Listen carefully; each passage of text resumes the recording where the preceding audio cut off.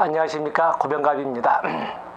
이번 시간에는 5번째 장으로 체계이론 진행을 하겠습니다. 보통 우리는 이 체계이론을 통합해서 사회환경이라는 개념으로 설명을 하고, 체계이론에 대한 총론과 그리고 작은 단위부터 가족, 집단, 조직, 지역사회, 문화 이렇게 확대시켜 나가면서 그 개념을 정리를 하고 있는 것입니다. 물론 뒤에 나오는 가족, 집단, 조직, 지역사회 이런 영역은 모두 실천과 실천기술론에서 개별사회사업, 집단사회사업, 지역사회, 조직사업을 통해서 이렇게 다루게 될 겁니다. 그래서 여기에는 하나의 장으로는 더 있으나 개념을 중심으로 살펴보도록 하겠습니다. 자, 거기 보시면은 54쪽에 체계이론이 나와 있습니다. 체계이론. 사유체계란 무엇이냐라는 걸 가지고 다양한 개념을 정리를 했는데, 그 사유체계 모형은 1번의 1번입니다. 사유체계 모형은 이렇게 되어 있죠. 사유체계 모형은 상호작용하는 단위들로 구성되어 있어 각 단위는 그 자체의 부분들을 가지고 있으며 각 단위는 보다 큰 전체의 부분이 되고 있다. 자, 이 개념을 우리는 그 아래 목차에 나와 있는 홀론이라고 합니다. 모든 체계라고 하는 것은 그 자체로 독립된 전체를 이루기도 하지만, 또 독립된 전체를 이루면서 하부 단위를 말하자면 포함하고 있기도 하지만, 그 자체가 또 보다 큰 상위 차원의 한 구성 부분이 되기도 한다라고 하는 것을 하나의 특징으로 하면서, 그 특징을 우리는 홀론의 개념으로서 사유체계에서 홀론의 개념을 설명을 했습니다. 또 두 번째 본 같은 말도 사유체계란 사유체계의 구성 부분들을 초월하여 하나의 특수한 전체 단위를 지니고 있는 사유 조직의 모습이다. 자, 거기 1번, 2번 정도를 보시면서 바로 이 1번을 가지고 설명했던 홀론을 보도록 하겠습니다.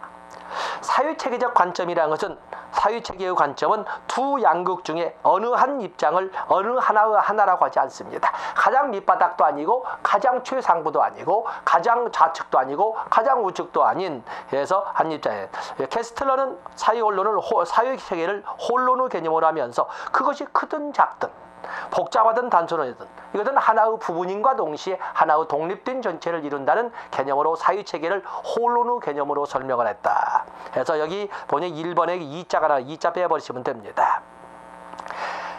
그래서 3번에 보시면 밑에도 둘째 줄 나와 있지요. 하나의 행동은 하나의 홀론이 결정하는 것이 아니라 여러 다른 규모의 홀론, 즉 모든 체계의 하위체계의 상호작용과 상호 인과관계가 결정한다. 그렇다고 해서 홀론 자체만 가지고 오더라도 하나의 부분이면서도 전체이고 전체인 듯 하면서도 하나의 부분에 불과하지만, 그렇다고 해서 하나의 홀론만이 영향을 미치거나 작용하는 건 아니고, 여러 개의 홀론이, 다른 규모의 여러 개의 홀론이 상호작용함으로써 하나의 행동을 이루고 하나의 사유체계를 구성해 간다. 이렇게 해석하시면 되겠습니다. 그래서 밑에 3번 보시면 됩니다.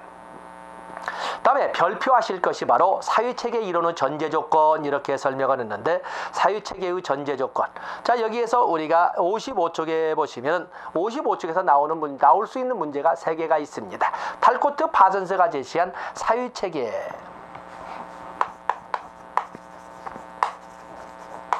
사유체계를 보시면 탈코트 파슨스가 제시를 했다고 이렇게 설명을 해보겠습니다. 탈코트 파슨스는 사유체계의 기능, 사유체계의 기능을 아질로 설명을 했습니다. 아질. 자, 이것을 우리는 이 교재 페이지에서 55에서 사유체계 이론의 전제조건이라고 설명을 했는데, 모든 사유체계는 이런 기능을 가지고 있다. 기능 또는 전제 조건이라고 쓰지 않았습니까? 여기 보면 첫 번째가 아답테이션, 적응 기능. 두 번째가 goal attainment, 목표 달성 기능. 세 번째는 인테그레이션, 통합 기능.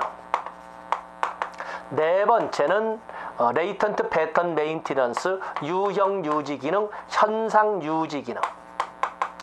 이러한 4개의 기능을 가지고 있고, 이 4개의 기능이 사유체계의 기본 전제 조건이라고 설명을 했습니다. 그러면서 탈코트 파슨스는 사유체계의 구성을 하나의 유계처럼 설명을 했습니다.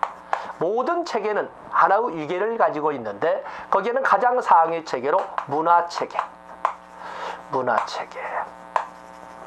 전체 구성 요소를 모두 지배하는 하나의 삶의 방식이나 생활 방식으로서 문화 체계가 있고, 그리고 사회 체계, 그리고 인격 체계, 그리고 행동적 유기체,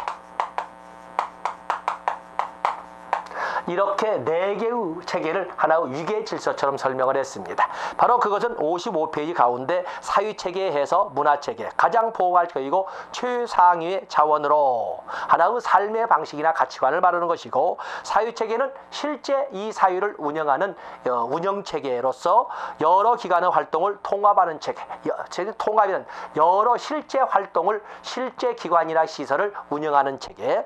다음에 인격체계는 사유적 존재로서 그 태도나 품성을 갖춘 체계, 말하자면 역할 담당자를 말합니다. 사유적 존재로서 태도나 품성을 갖춘 체계. 그리고 행동적 유기체는 인간이라고는 존재하는 것들이라고 해서 인간을 중심으로 말하면 존재 또는 예비자원의 개념으로 이렇게 행동적 유기체를 설명을 했습니다. 다음에 사유체계의 특성 여러분들이 보시면서 또 도움받을 수 있습니다. 그래서 55쪽에서는 이렇게 사유체계의 기능, 아질이라는 걸 설명을 해보고, 이 아질에 대해서도 대위적 차원의 기능과 대내적 차원의 기능, 그리고 도구적 차원의 기능과 완성적 차원의 기능으로 이렇게 나누는 거 한번 거기다 좀 살펴볼까요?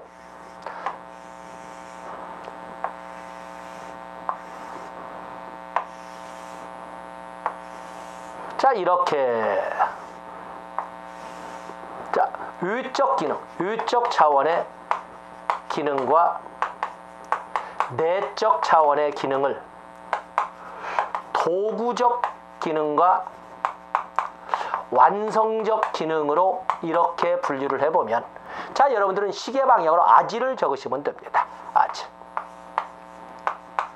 자, 이렇게 해서 이론을 전개하는 선생님도 있다는 거. 그렇다면 이 그림도 출제될 수 있다는 거. 그래서 위적 차원과 내적 차원, 그리고 도구적 기능과 완성적 기능으로 이렇게 도표를 만들 적에, 그것을 적응 기능은 외부 환경에 대한 적응 기능이기 때문에 외부 환경에, 그래서 아질이라는 개념을 시계 방향으로 이게 돌려서 도구적 기능과 완성적 기능, 이것도 역시 우리가 한 번쯤은 예상을 할 필요는 있다 해서 교재와는 달리 같이 분리를 해서 정리를 했습니다.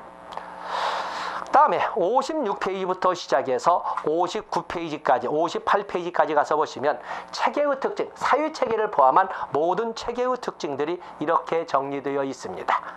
이 체계의 특징으로 본다면, 여기 우리가 워낙 여러분들은 지금 이 순간에 와서는 체계의 특징을 다 가지고 가신다고 이렇게 볼 수가 있겠는데, 먼저 경계.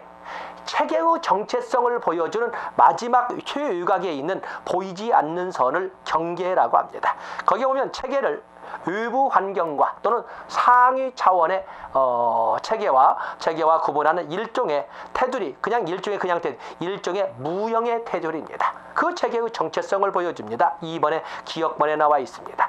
그 체계에는 개방체계와 폐쇄체계로 이렇게 나눠볼 수가 있겠는데, 개방체계와 폐쇄체계의 구별의 실은 그 체계가 외부 환경과 상호작용성 인터페이스, 상호교류를 하고 있느냐 없느냐를 가지고 개방체계, 폐쇄체계를 나누고 있습니다. 자, 가지고 넘어갑니다. 다음에 공유 영역이라는 것은 아직은 잘 다뤄지지 않습니다만, 공유 영역은 두 개의 체계가 공유하는, 공존하는 그 영역을 공유체계라고 합니다. 공유체계. 그래서 이 공유체계는 우리가 모든 체계가 구별만 되는 것이 아니라 서로의 속성을 같이 공유하고 있는 영역도 있거든요. 바로 이 공유하는 영역에서 어느 한쪽만 갖고 있다면 갈등이 나타나겠지만, 서로의 이익을 위해서 상존, 상보적 관계를 유지한다면 보다 발전적인 체계가 이루어질 겁니다.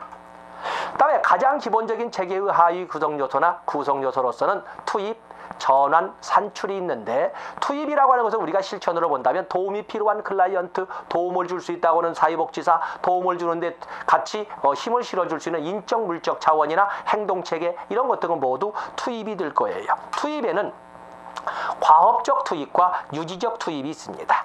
과업적 투입이라고 하는 것은 어떠한, 어디 우리가 보면 클라이언트라고 볼 수가 있습니다.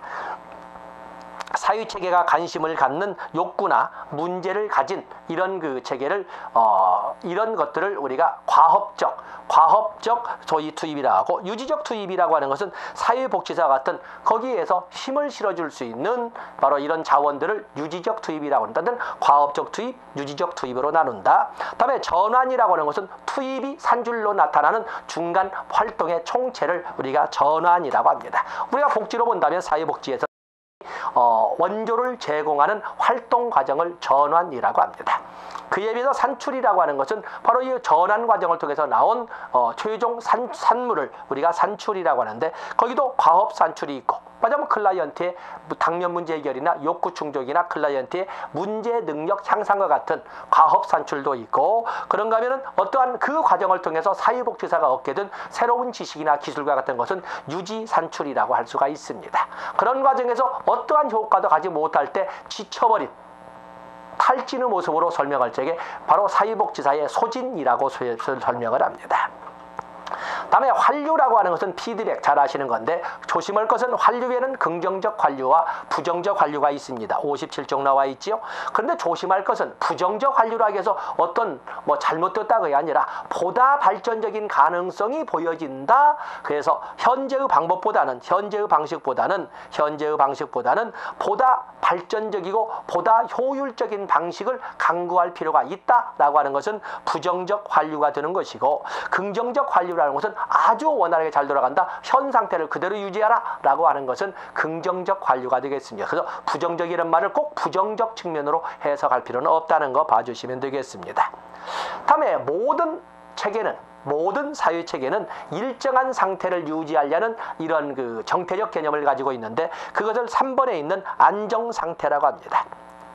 그야말로 모든 체계는 일정한 수준을 그대로 고수하고 있는 상태를 보여주는데, 그것을 안정상태라고 하고, 그 안정상태를 이끌어가기 위해서 끊임없이 리비도를 활동하는데, 개방체계에서는 그것을 항상성이라 하고, 폐쇄체계에서는 소위 그것을 균형이나 평형이라고 합니다. 개방체계라고 하는 것은 끊임없이 환경과 상호작용한다는 것은 그 체계와 상위체계 간의 상호교류가 있다고 해서 수직적 교류가 있음으로써 역동적이면서도 일정 상태를, 안정상태를 유지하는 이런 그 리비도 조정이 있는데, 그것을 항상성이라 하고, 그에 비해서 폐쇄체계라고 하는 것은 그 체계 내에서만 에너지를 주고받기 때문에 수평적 교류만 유지함으로써 끝내 엔트로피는 진행되겠습니다만, 바로 그런 과정에서 리비도를 쓰는 그런 그 경향을 우리가 균형 또는 평형이라고 설명을 합니다. 그래서 거기 균형, 폐쇄체계의 고정적 구도로 된다. 수직적 상호작용은 없다. 수평적 상호작용만 있게 된다. 그렇게 되는 거죠. 그래서 수평적 상호작용을 할 때 내부 균형이 나타난다. 그러나 내부 균형은 나타날지 모르지만, 그러나 뭐가 나타나겠어요? 엔트로피, 뒤에 나오는 언젠가는 사라지는 수밖에 없는 운명이 나타난다. 그에 비해서 항상성은 개방성을 전제로 하고, 상호 교환하는데 역동적, 3번에 나와 있죠. 역동적 균형이 나타난다. 그런 과정을 통해서 네겐트로피를 유지할 수 있다. 이렇게 우리가 네겐트로피를 거기에서 같이 사용할 수가 있겠습니다. 엔트로피와 네겐트로피는 가장 잘 나오는 거지요. 엔트로피는 언젠가는 사라지는 것을 말하는 것이고, 네겐트로피는 무질서나 분규로 전환되는 분규로 전환 과정을 최대한 정체시키거나 오히려 발전, 성장 쪽으로 이렇게 방향을 선회시키는 것을 네겐트로피라고 설명을 합니다. 다음에 동등결과성과 다중종결성이 있는데, 동등결과성 설사 서로 다른 체계라 하더라도 투입이 같다면 그 산출도 같아야 된다 하는 거, 서로 다른 체계라 하더라도, 또 인간으로 본다면 서로 다른 어떤 그 의도를 가지고 있다고 해서 같은 방법을 쓰게 되면, 같은 투입을 하게 되면 같은 결과가 나와야 된다라고 하는 것은 동등결과성. 우리는 사회복지 조사를 그것을 간주관성이라고 설명을 했습니다. 다음에 다종결성이라고 하는 것은 설사 조건과 수단이 같다 하더라도 서로 다른 결과를 내줄 수도 있다. 그런 서로 다른 결과가 야기될 수도 있다는 것을 다중종결성이라고 설명을 합니다. 그런 것도 있다 보시고, 시너지 병합 효과니까 서로 힘을 합치게 되면 보다 큰 영향을 보여줄 수 있다는 것을 여기 나오는 시너지 효과라고 합니다. 다음에 생태학 이론이 있습니다. 생태학 이론과 체계 이론을 결합한 것을 우리는 생태체계 이론이라고 합니다. 생태체계 이론이라고 하는데 이 생태체계, 자 먼저 보면 생태학이라는 것은 결국에 우리가 기본 상식으로 알고 있는 것처럼 인간만이 사는 것이 아니라 인간과 자연이 같이 도와가면서 인간과 자연이 서로 같이 힘을 합쳐서 이렇게 하는 건 생태학적 관점이라고 하는데 공존이라고 표현을 합니다. 그래서 여기 보면은 뭐 1번 개념이 나와 있고 2번에 브롬펜 브레너는 인간 발달 과정을 분석하는 가운데 체계론적 관점을 확대하여 생태적 체계라는 용어를 처음 사용했다. 생태학 이론의 핵심 브롬펜 브레너에 의해서 체계화된 이 생태학 이론은 인간과 환경은 지속적인 상호작용을 통해 서로에게 그것도 서로에게 긍정적 영향을 바람이겠습니다만 긍정적 영향을 미치게 된다는 믿음을 전제로 하는 것이 생태학 이론이 되겠습니다. 그다음에 생태체계 이론이라고 하는 것은 2번에 1번 생태학 플러스 일반 체계 이론으로 있고 그리고 당연히 생태체계 이론은 인간과 환경의 상호작용에 대한 실천가의 관점을 중시한다는 것이 나와 있습니다. 생태체계 이론 나와 있죠. 또 그런가 하면 6번에 보시면 생태체계 이론은 일반 체계 이론과는 달리 6번에 보시면 실제 생활 속에 살아가는 인간의 문제에 관심을 가지면서 왜냐하면 환경 속에 살아가는 인간의 문제에 관심을 가지면서 실천적, 인간적 이론에 인간적 관심과 실천적 영향을 띈다. 특히 우리가 사회복지 실천으로 넘어가면 생활 모델 등이 있는데 바로 생활 속의 문제를 사회복지 실천의 핵심 키워드로 설정을 하거든요. 바로 그 생활 모델이 바로 생태체계 이론의 바탕을 둔 이론이 되겠습니다. 또 그런가 하면 여러 가지가 쭉 설명을 하고 있지만 9번의 젤로 밑에 줄을 보면은 생태체계 이론은 과거의 어떤 실천 모델보다도 넓은 관점과 관심 영역을 총괄해서 다루고 있다. 그래서 총체적인 이해가 가능하도록 해주는 것은 바로 이 생태체계 이론이 되겠습니다. 자, 별표하실 것은 바로 그 생태체계, 브롬펜 브루너가 제시했던 생태체계 영역이 되겠습니다. 거기다 출제된다라고 여러분이 체크를 해놓으시면 됩니다. 브롬펜 브루너는 이 생태체계를 미시체계, 중간체계, 일부체계, 거시체계, 시간체계, 여기는 시간체계는 뺐습니다만은 미시체계라고 하는 그 박스는 무조건 나온다라고 여러분 접근하시는 겁니다. 미시체계라고 하는 것은 클라이언트와 직접적 접촉을 통해서 영향력을 행사하는 체계. 영유아에게 엄마나 양육자나 부모 또는 거기를 벗어나면 이제 또래 집단들 또 초등학생들의 하구 친구들 이렇게 직접적 접촉을 통해서 영향을 미치는 것은 미시체계라 하고 중간체계가 곧잘 나오는데 중간체계는 복수의 미시체계들 간의 관계 연관성을 말합니다. 가정의 부모의 양육 태도와 학교에서의 생활 태도, 가정의 부모의 양육 태도는 직접적인 미시체계고 학교 생활도 역시 직접적인 영향을 미치는 접촉을 통한 영향을 미치는 미시체계인데 그들 간의 연관성을 따지는 것은 바로 여기 나오는 중간체계라고 합니다. 그에 비해서 일부체계라고 하는 것은 학습자야 또는 클라이언트와 직접적인 연관성은 없으나 간접적인 한 다리를 거쳐서 영향을 미치게 되는 바로 이런 소위 엄마의 계모임, 나와는 관련점이 없는데도 불구하고 엄마와 가서 어떤 엄친아나 엄친딸을 바꿨을 때의 엄마가 또 나에게 어떤 영향을 미치게 되는데 바로 이런 것처럼 직접적인 접촉은 없으나 간접적 경로를 통해서 영향을 미치는 이런 그 환경은 일부체계, 유체라고 합니다. 그에 비해서 거시체계라는 것은 탈코트 파선스가 제시한 가장 최상위의 구성원들이 모두 공유하는 문화체계와 같은 관점으로 접근하시면 됩니다. 그래서 거시체계에 보면은 광범위한 사회적 맥락으로 니은번에 보면은 개인이 속한 사회의 이념이나 제도의 일반적 형태 또는 디귿번에 보면 모든 체계에 포함된 모든 요소뿐만 아니라 개인들이 살고 있는 문화적 환경까지도 포함하는 그렇기 때문에 탈코트 파슨스가 제시한 여기 문화체계, 최상위의 문화체계와 같은 개념으로 가지고 설명하는 것이 거시체계가 되겠습니다. 그에 비해서 여기는 포함을 시키지 않자면 시간체계라는 것은 하나의 전통이지요. 시간성을 내포하고 있는 하나의 가풍, 그것은 미시체계이면서도 하나의 그 전통으로서 시간체계거든요. 유구한 역사라고 하는 것은 우리 민족이 그렇게 어려운 환경, 어려운 자원 상태 속에서도 이렇게 커나갈 수 있는 하나 밑받침이 되었다 하는 것처럼 가정의 오랜 역사를 가지고 내려왔던 가풍이라고 하는 것은 그 가족 성원들의 대대로가 그렇게 성장해 갈 수 있고 면면이 어떠한 그 가풍을 이어갈 수 있는 또 하나의 환경의 역할을 하거든요. 바로 그런 것은 시간체계라고 합니다. 그래서 선생님들 많이 강조하시는 것처럼 역시 생태체계 박스 출제 대비하시면 되겠습니다. 다음에 거기 뭐 생태학 이론에 관련된 주요 개념들이 있는데 뭐 B급 정도니까 여러분들 보시고, 생태학 이론의 내용 보시면 생태학 이론 내용에서는 거기 1번 인간관에서 1번, 2번, 3번 보시면 됩니다. 환경 속의 인간이라는 총체적 인간관, 인간에 대한 낙관론적 관점, 또 사회문화적 존재로서의 인간관, 내용 볼 것도 없고 제목만 보시면 되겠습니다. 자, 그렇게 해서 우리가 체계 이론의 어떤 그 총론, 입문을 다뤄봤습니다. 그래서 사회 체계에 대해서 또 생태 체계에 대해서 이렇게 봤죠.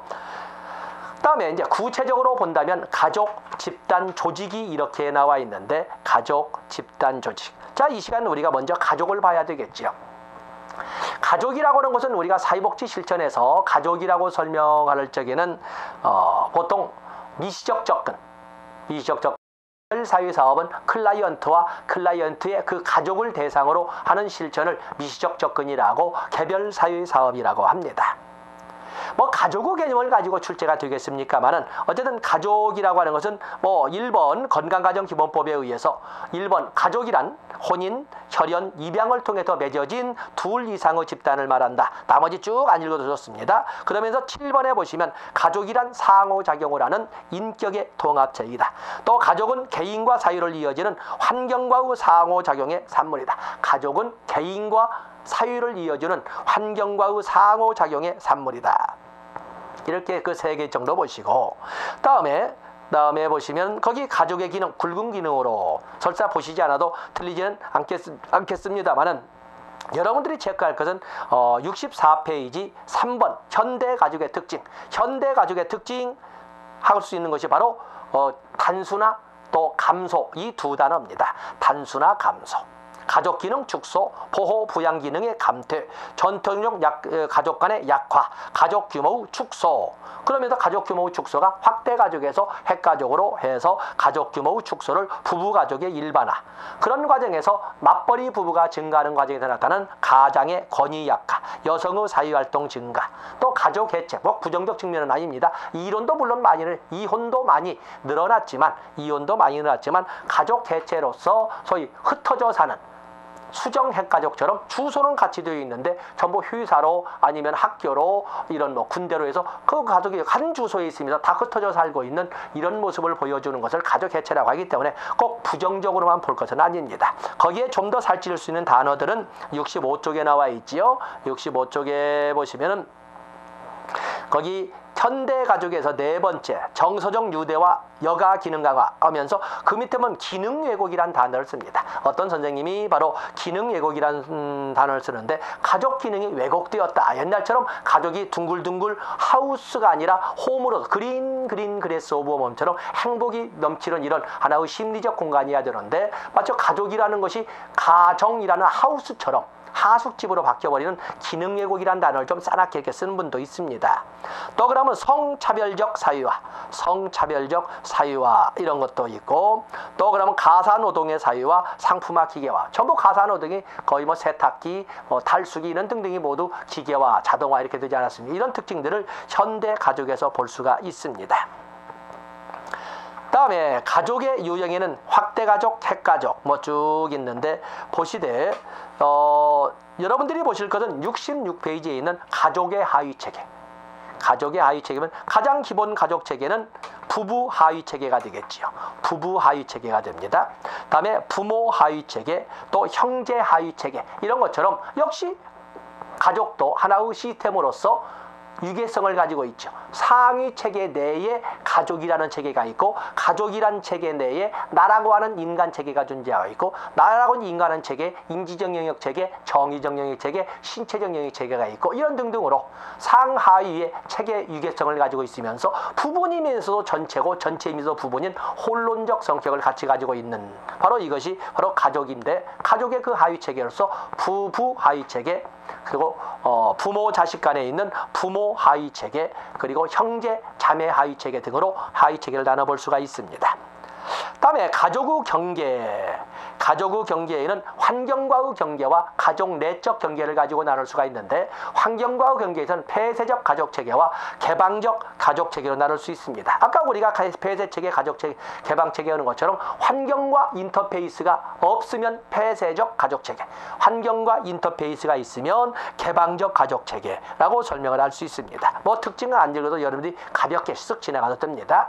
그에 비해서 가족 내 경계로서는 가족 구성 간의 경계인데, 이 가족 구성 간의 경계, 특히 경계선의 명확화를 강조했던 미누친의 가족 치료 모델, 구조적 가족 치료 모델, 또 그 말을 달리 표현해서 자아의 분할을 강조했던 보엔의 다세대 가족 치료 모델이라는 것처럼 가족 구성을 간의 경계에는 밀착된 경계도 있고 완전히 남남처럼 분리된 경계도 있지만, 그야말로 명확하게 송신수신이 명확하면서 언제나 밀착과 분리를 아주 조화롭게 운영하는 명확한 경계선도 있습니다. 당연히 우리가 가족 치료가 있다면 미누친과 같은 구조적 모델을 조장한 사람이나 보엔과 같이 다세대 가족 치료를 주장한 사람들은 바로 이런 경계선의 명확화, 보엔은 자아의 분화라고 했지만 경계선의 명확화를 이렇게 요구하고 있습니다.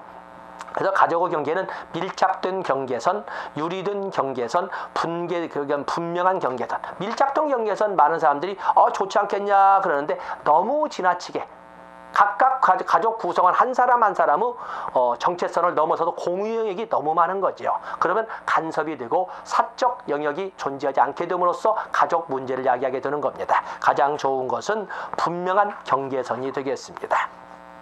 자, 그렇게 해서 우리는 이번 시간에 여기까지 해서 체계 이론의 기본 개요에다가 체계의 출발에는 가족 가지를 살펴봤습니다.